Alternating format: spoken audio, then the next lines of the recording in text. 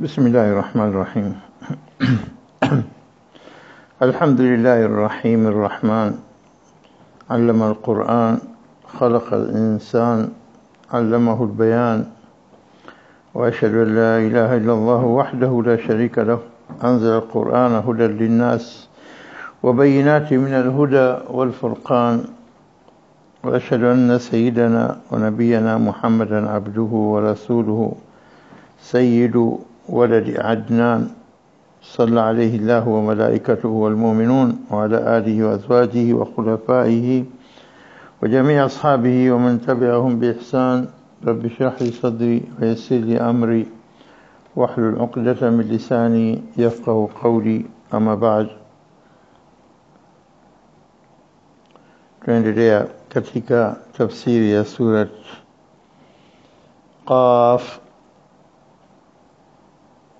na mpaka sasa tumefika katika aya ya 5 katika sura Qaf. A'udhu billahi minash shaitanir rajim. بل كذبوا بالحق لما جاءهم فهم في أمر مريج أفلم ينظروا إلى السماء فوقهم كيف بنيناها وزيناها وما لها من فروج والأرض مددناها وألقينا فيها رواسي وأنبتنا فيها من كل زوج بهيج تبصرة وذكرى لكل عبد منيب. Tumesimama jana katika aya 5 yenye kusema bal kadhabu bil haqq, bal kadhabu bil haqq lamma jaahum fahum fi amri marij, bali walikadhibisha na kukanusha haki ilipowajia, na wao fahum, basi wao fi amrin marij, wamo katika jambo la nini, la mkorogeko, wamo katika mambo ya mkorogo, wamebabaika. Kwa nini? Kwa sababu haki, alhaqu ahqqu an yuttaba, ndio kufuatwa, inapaswa kufuatwa. Famadha baada alhaq illa dhalal, baada haki kuna nini? Kuna upotofu tu. La yasihu illa sahih, haiwi kitu sahihi isipokuwa kile kilichokuwa sahihi na sahihi, na uongo. Alhaq la yumara fihi, haipingwi wala haitiwi shaka. ikishadhihiri haki liyuhiqa alhaq wa yubtil albatil walau kariha alkafirun, haki tasimama madhani yatoka kwake Mwenyezi Mungu Subhanahu wa Ta'ala, na batil itabatilika na batil itaharibika tu. Bal kadhabu bil haqq, wamekadhibisha, na ndio kwa maana walipokuwa katika batil walikuwa hajua msingizie nini Mtume sallallahu alaihi nabii sallallahu. Kila mmoja alikuwa akisema lake, amesema shair, alafu wanajifadhaisha wenyewe. Wamewahi kusikia hata siku moja katika miaka 40 aliyoishi akiwa bado si mtume akasema hata ubeti mmoja hakuna aliyemsikia. Kwa hivyo wameona kwamba wao ni waongo. Hajasema shairi. Kuna kweli mtu yote anayetaka kuwa atakayekuwa mshairi, Mwenyezi Mungu alimpa uwezo wa kuweza kutunga mashairi, hawezi kungojea mpaka afike miaka 40 alafu ghafla achomoke akawa mshairi kuliko washairi wote. Ikiwa shairi angeonyesha alama za ushairi toka kujana, katika miaka 10, 20, 25, 30, 35, ngoja mpaka miaka 40. Na siku wanapokaa wakitoa ubeti wa ushairi alikuwa anakosea. Anasahihisha na wenzio. Subhanallah. Halafu kwa hivyo wanaona kwamba ikiwa wao wanataka kumsingizia kwa batil, unaonekana uongo wao. Walipomsingizia mchawi. Ewe mchawi, taibu siku gani kafanya uchawi hata kaonekana ni mchawi? Basi walikuwa hawataki tu haki, ukweli kwamba ujumbe umeshuka kutoka kwa Mwenyezi Mungu, ni wahi, na unajua huyu ni msema kweli, as-sadiq al-amin. Leo mpachika kadhaba mtamu, astaghfirullah. Kwa hivyo alipoambwa mchawi biko mchawi mbone hawajakudanganyeni na uchawi wake nyinyi mkawa nyewe ndio mmesimama kidete dhidi ya uchawi wake maana nyewe pekee yenu ndio mahodari vigogo vya makoreshi wale walikuwa kipinga haki mbona nyewe basi hamjaathirika na uchawi wake walikimwambia kadhab kwamba muongo haya maneno yote ya kutunga tu au kafundishwa na nani au nani sababu siku zote tumemwita sadiq al-amin leo mnageuza leo mnageuka wenyewe kwa hivyo ukitizama siku zote muongo anajulikana na muongo njia ya muongo ni fupi na ndio kwa maana wenye majaji wanapokuwa wanahukumu kesi yote mara nyingi wanatakiwa shahidi wengi kila anapokuwa shahidi anaulizwa maswala anapigwa cross examination pale akiulizwa swala mara ikiwa kitu cha uongo pale pale anababaika anasema uongo muongo njia yake fupi hawezi kuweza kudanganya watu wakati wote kwa hivyo mara moja ajulikana hasa zinapokuwa washahidi wanapokuwa wawili watatu na kila mmoja katoa ushahidi kinyume na ukweli na ikiwa ni haki na ukweli basi hata iko washahidi 1000 wote watatoa vile vile kama ilivyo as-sidq was-sidq kwa sababu ndio kitendo kilivyotokeza sasa ndio Arabu wanasema in kunta kadhuba fakun dhakura iko wewe hodari kusema uongo basi wewe hodari pia wa kukumbuka uongo gani uliotumia nyuma ili usiripiti tena uongo tena zamani tulikuwa mfanya kazi wetu kila kikaa baada ya muda utoa sababu mimi mamangu amefariki nitakwenda shamba ambaye anaenda kikaa mwezi unusu mimi babangu amefariki nitakwenda shamba na kwenda kesho kutwa mimi mjomba wangu amefariki anakuja namba nenda kija siku nyingine mimi mamangu amefariki sasa kabla miezi miwili mitatu ulisema mama kafariki nilisema vile basi mamangu mdogo yule alikuwa mamangu kubwa alipoimba muongo njia yake mbio kumkamata subhanallah kwa hivyo bakadhabu bilhaq haki wamekadhibisha unaonesha ujinga wao wenyewe kwa hivyo ndio kwa maana akasema hapa ni bakadhabu bilhaqi lamma jaahum ilipowajia haki wakaikataa na kuikanusha fahum wao wanakuwa katika amri nini mariji wamekuwa mambo yamekuwa kwa mkorogeko mambo yamekuwa yamechafuka hawezi kukaa katika njia istiqama iliyokuwa sahihi hata walipomtaka Walid ibn Mughira akaambia mbona sisi na kauli chungu zima huyu kasema majnuni huyu kasema mwandazimu huyu kasema huyu mshairi huyu kasema kahina tuseme tupe neno moja tu tulikamate sote tukiuliza tunasema moja wanatafuta kutaka kuiga haki mimi nasema kwa nini tukiwa na kauli moja ndio tutasadikiwa ala wakasema mwambie nini sahir ثم نظر ثم عبس بصر ثم أدبر واستكبر فقال إن هذا إلا سحر يؤثر hii si chochote isipokuwa uchawi wenye kuathiri mtu akisikia hapo anabadilika anakuwa yuko tayari kumfuata in hadha illa qawlul bashar maneno ya binadamu tu tuseme Mwenyezi Mungu lakini bure haja kitu Uislamu umesimama kwa hivyo wao walikuwa katika amri mariji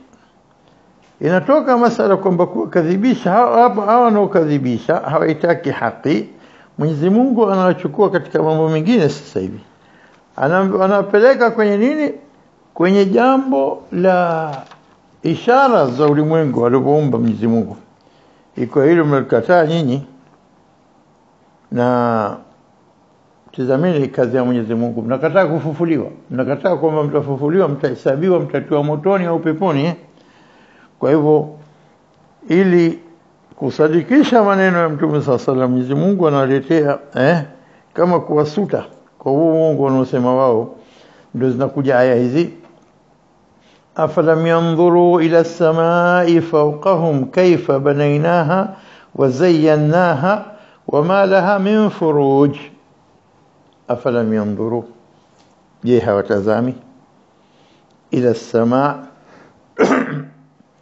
hawatazami wakaziona mbingu fawqahum zizo juu yao kaifa banainaha Mungu anasema sasa watazame namna gani tumezijengaje kaifa banainaha wacha hivyo tu alafu pia wazayyanaha tazyin, kukipamba kitu kikawa zen, kikawa kizuri, na tukakipamba na tukaipamba mbingu.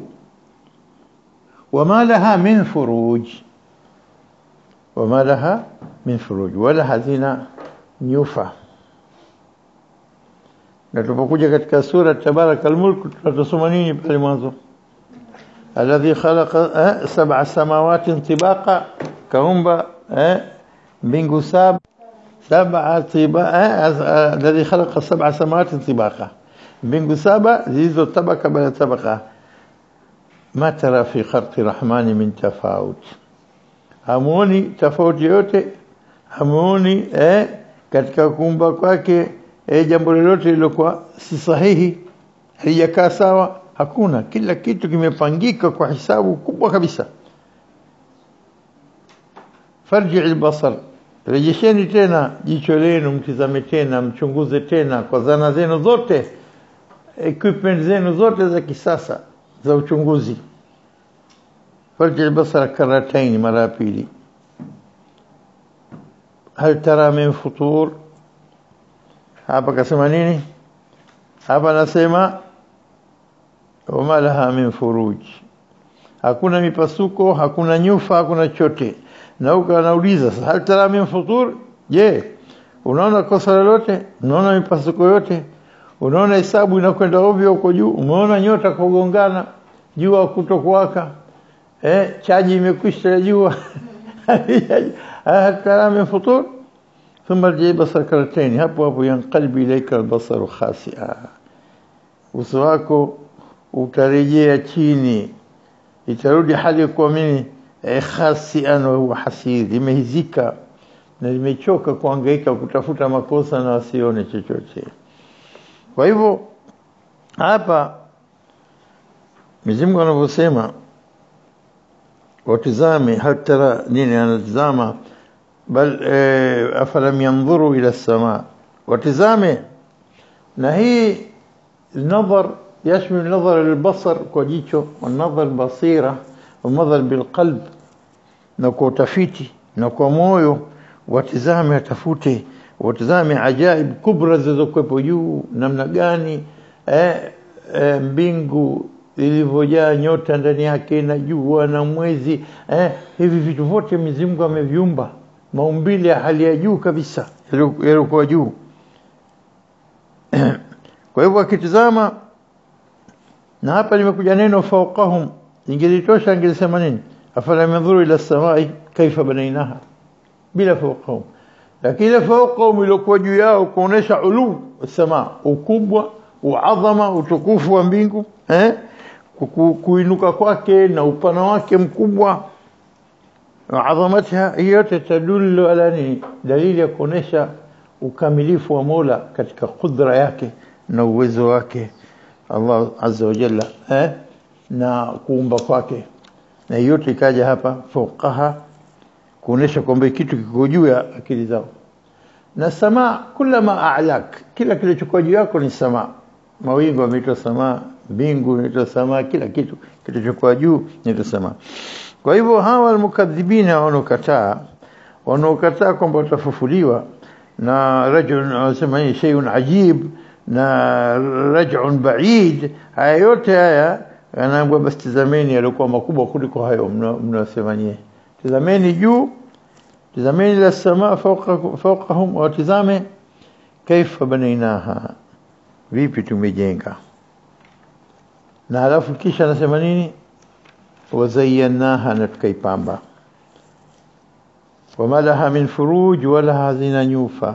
كيف بنيناها؟ بنيناها بقوة, tumejenga kwa nguvu kubwa kabisa.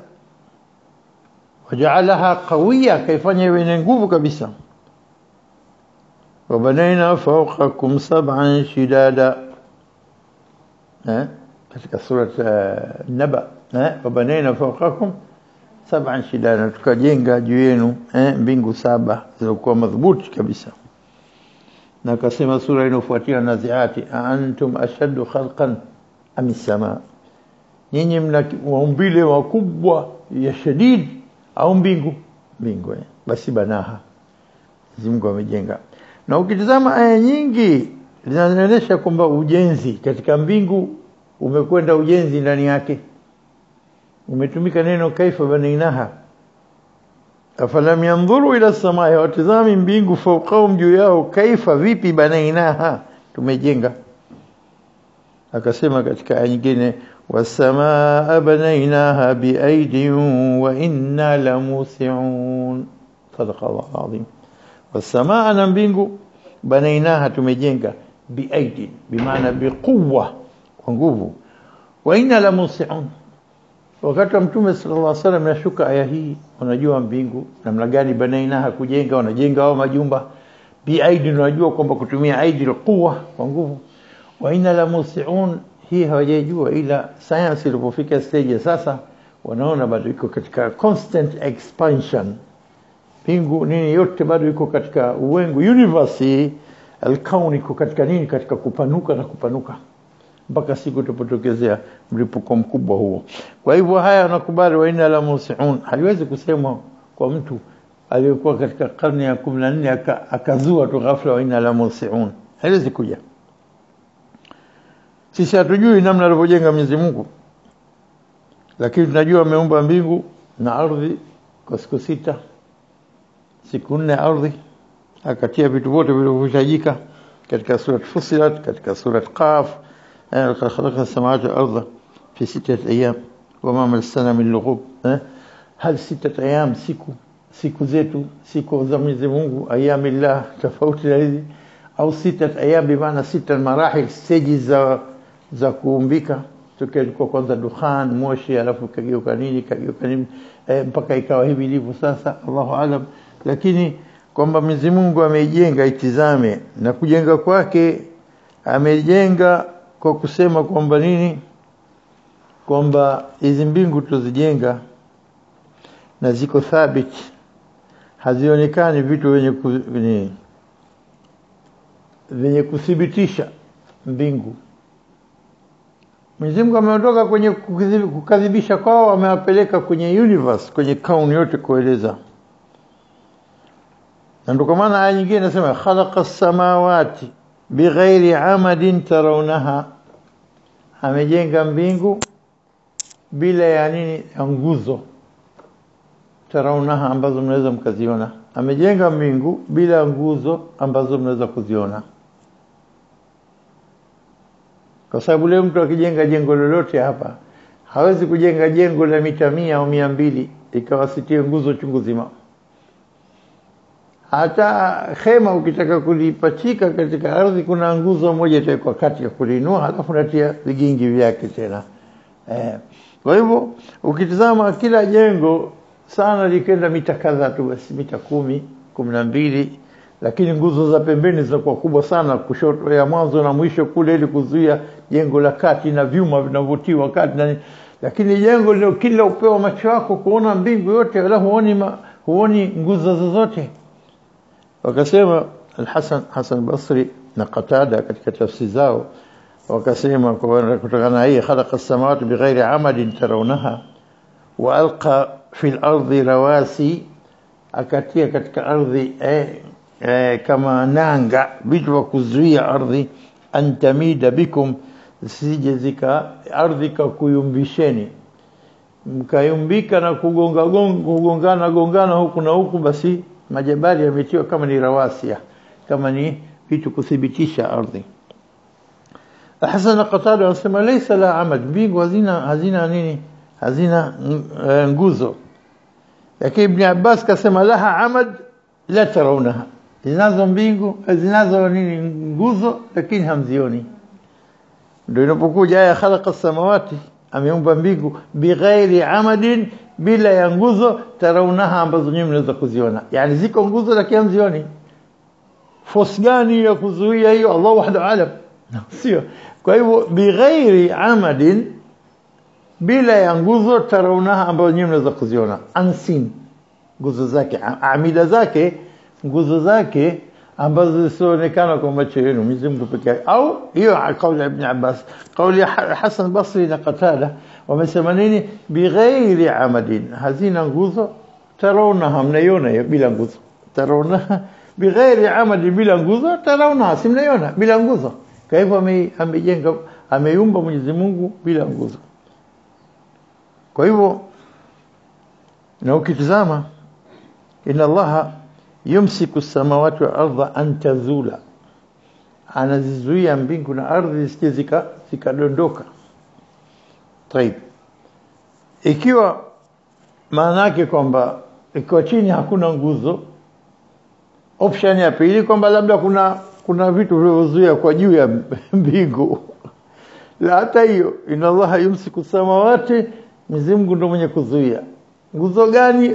Inna Allaha yumsiku samawati, Mwenyezi Mungu anazuia samawati, mbingu, wal ardha, na ardh, an tazula, zije zikangoka, zikaondoka, kwa hivyo ikiwa chini hakuna nguzo, ina maana kwa adhamatullah, utukufu wa Mwenyezi Mungu kutoka juu, mwenye anazuia kwa amri yake kun fayakun, anazizuia mbingu bila kudondoka.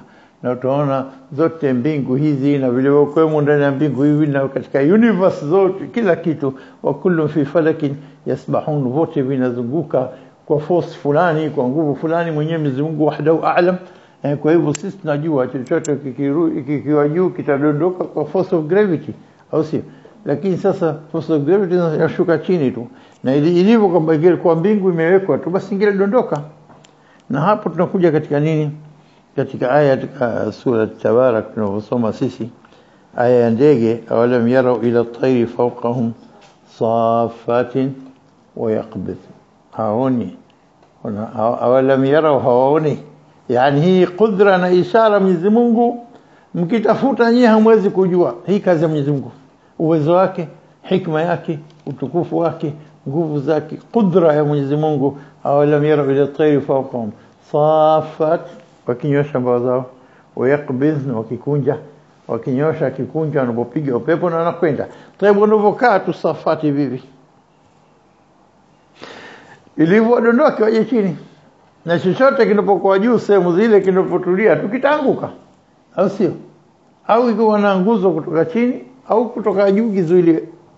Sasa hawa ndege, ma yamsikuna ila rahman, hakuna anayezuia asianguke. Ndege itakavyokuwa vile wanavokaa muda wote wakanyosha mabawa yake, hawezi kukaa muda wote asidondoke, na bado anakwenda straight, na penda anakwenda juu, akielekeza kichwa chake juu.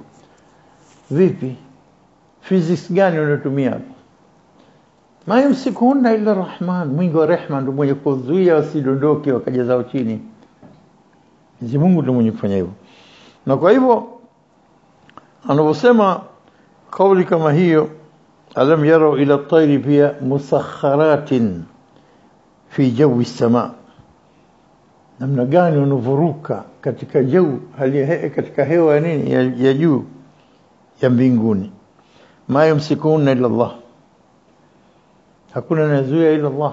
Aya nyingine hiyo, inna fi dhalika la ayatin liqaumin yu'minun. Hizi ni ayat, dalili kwa wale watu ambao wenye kuamini.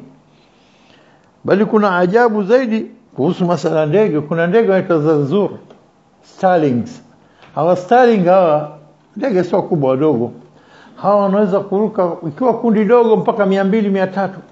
Unaweza kukuta kundi 50,000, 100,000, 200,000 kwa pamoja wanaruka. Halafu kuruka kwao basi, kama 1999 wameweza observation, imeona wakiruka 6 million of them, milioni 6 milioni 6 ndege wanaruka kwa pamoja. Halafu sitoshe katika hewa ile speed wanavogeuka na tano, wakija zao chini, wakipanda juu, wakifanya shape mbalimbali. Mara tunaona kama shape wamekaa kama nyangumi, mara shape kama sijui bomu la Hiroshima lilopigwa, mara shape kama kwa pamoja. Physics gani wana apply pale? Coordination inayokwenda hapo within each other, wasigongane, wasiumizane, kila mmoja anajua hatua zote. Kama kwamba ghurfati tahakkum, control room iko kwake Mwenyezi Mungu mwenyewe Subhanahu wa Ta'ala. Kwa sababu wana physics wote wakipiga hesabu vipi wanaruka kwa speed ile na idadi ile, mpaka kwa milioni wanafika, 100,000, 200,000, 300,000. Hawa ndege Starlink, mkitazama katika YouTube, fungua Starlink na namna gani movement zao, murmuring na movement zao wanavyofanya synchronization, kule wanavyoruka kwa pamoja, unaona kitu cha ajabu kabisa. Tena basi wanaporuka pamoja wanasema sababu za kuruka pamoja wanaweza kukuta peke yao wako, ile una share information, wanapeana habari, masala kupata chakula chao, masala kujihami, masala nini na wanapata nini wanapokuwa pamoja katika baridi, wanapata warmth, wanapata joto na njia defense. Wanapoona kama ni wingi wakubwa kitu kimoja, basi kinaatisha wale wanaotaka ku attack. Kwa hivyo subhanallah, katika Mwenyezi Mungu ameumba vitu vingi sana vya ajabu. Naam, kwa hivyo Mwenyezi Mungu ameumba, afalam yanzuru ila samai fawqahum kayfa banaynaha wa zayyanaha, alafu akasema kwamba na tukaipamba, na kupamba kwake kwa hadhihi nujum, hizi nyota tunazoziona, zayyanaha bin nujum al-azima al-munira al-muntazima, zenye kutoa nuru, zilizokuwa zimepangika kwa nidhamu, zenye kwenda, zenye kuonekana na kughibu na kutoka tena usiku, kila moja inakwenda kwa wakati wake. Na hizi nyota hizi katika mwendo wake uliopangika kwa mizani kabisa na kwa hisabu daqiq aliyopanga Mwenyezi Mungu, wazayanaha. Na hizi nyota Mwenyezi Mungu ameiumba, laqad zayyana samaa dunya bimasabih, tumepamba mbingu hii ndio ya chini kabisa ya dunia kwa taa nazo nyota. Waja'alnaha rujuman lishayatin, iwe ni zina, mapambo, rujuman lishayatin, iwe kwa kupiga mashaitani, na pia iwe nini, wa bi alamat wa bin najmi hum yahtadun, iwe ni alama, wanatumia nyota kwa kuweza kujua njia zao, ikiwa binadamu, ikiwa viumbe vingine, nyota zinakuwa kazi hizo. Akasema Qatada katika aimati tabi'in, anasema Qatada, khalaqa Allah hadhihi an-nujum li thalatha, ameumba nyota hizi kwa ajili ya mambo matatu tu: zinatul lisamaa, mapambo ya mbinguni, wa alamat yuhtada biha, iwe ni alama kwa watu wapate hidayah na kuona njia, kujua njia zao, wa rujuman lishayatin. Bas. Ama anasema Qatada, faman ibtagha shay'an siwa dhalika, anayetafuta sababu nyingine ghairi ya hizi, faqad adaa nasibahu, ile na portion yake, thawabu zake amezipoteza, amejikalifisha ma la ilma lahu bih, kwa jambo asiokuwa na ilmu nalo. Na hii yushiru ila madha, inakupa ishara kwamba kila anayesema kwamba hizi nujum, nyota, ambao wanaosema almunajimuna, wenye kusoma kwenye nyota wakatoa mambo chungu zima, wakastadili kwamba haraka za nyota inaleta taathira kwa viumbe katika ardhi na binadamu na wenginevyo, haya yote hayana asli katika dini, bali na kwamba binadamu raha yake na adhabu zake anazipata zote ziko katika kadari ya movement ya nyota za kwenda. Haya yote mambo kadhaba almunajimun wala sadaqu, wamesema uongo au wenye kusoma ilmu tanjim, hata wakiwa wamesema kweli bali ni uongo. Wamalaha min furuj, wamalaha min furuj, wala hazina nini, nyufa, wala hazina shukuk, mipasuko. Kila kitu kinakwenda kwa hisabu ilikuwa sahihi kabisa. Na ilipokwisha kuelezea aya hii kuhusu mbingu, vipi alivyojenga na kuipamba, na kwamba mbingu ziko siku zote zinakwenda kwa hisabu yake iliyopangika kabisa, akaelezea tena aya 7, wal ardha madadnaha, na ardhi tumefanya nini, tumeipanua, tumeieneza, na ardhi tumeitandaza. Wal ardha madadnaha wa alqaina fiha rawasiya, na tukaiwekea rawasiya, milima. Vipi wal ardha madadnaha, yani basatnaha, tumeitandaza. Wal jibal, aliposoma katika surati an-Naba, alam naj'al al-ardha mihada, tumejalia ardhi tumeitandaza. Na ikiwa mtu akaelezea kwamba hivyo kutandazwa huku ni maana kwamba kwa hivyo Qur'ani inasema imetandazwa, kwa hivyo ni kitu kilichokwenda straight, kwa hivyo inapinga kauli kwamba ardhi ni spherical, ni duara, kwa sababu imesema al-ardha madadnaha wal ardha mihada, mumahad, aslan mihada imetandazwa kwa ajili ya kutengeneza kwa ajili ya binadamu waweze kuishi juu yake. Na ardhi ilikuwa kubwa kwa jicho la mtu aliyekuwa juu ardhi anaona imetandazwa. Ama kwa badawarani al-ardh kwa nini kwa shape ya ardhi kwa mali daira ziko aya chungu zima. يكون الليل على النهار اختلاف الليل والنهار na nini kuingia yuriju layla fi nahari wa yuriju nahara fi layl. Tuzielezea kabla hizi namna gani kuja kwa usiku na mchana, dalili tosha ya kwamba ardhi imeumbwa kama ni mpira ulivyoduara. Kwa hivyo wal ardha madadnaha, na ardhi tumeitandaza. Wa alqaina fiha rawasiya, na tukazamisha ndani yake nini? Milima. Al-marsa tunasema ni nanga ya kuzuia chombo, meli, jahazi, chombo chochote cha baharini kisende. Kwa hivyo tunapotumia kwamba wal ardha madadnaha, na ardhi tumeitandaza na tukaiwekea milima, bila shaka kwa ajili ipate isiyumbe na ikatikisika. Kwa hivyo milima kazi yake kubwa ni kuithibitisha ardhi isiyumbe, isitikisike, kwa sababu ikiwa itatikisika itayumba, binadamu hataweza kuishi. Kwa hivyo tumefanya kama kwamba ni nanga ya kuizuia ardhi. Kwa hivyo wal ardha madadnaha, isbat kwamba nini imezuilika kwa ajili ya binadamu waweze kuishi juu yake. Na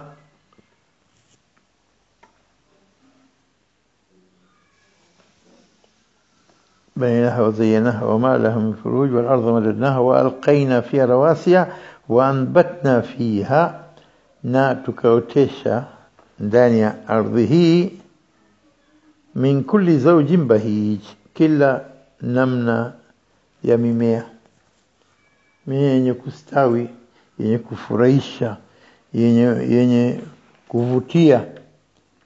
Na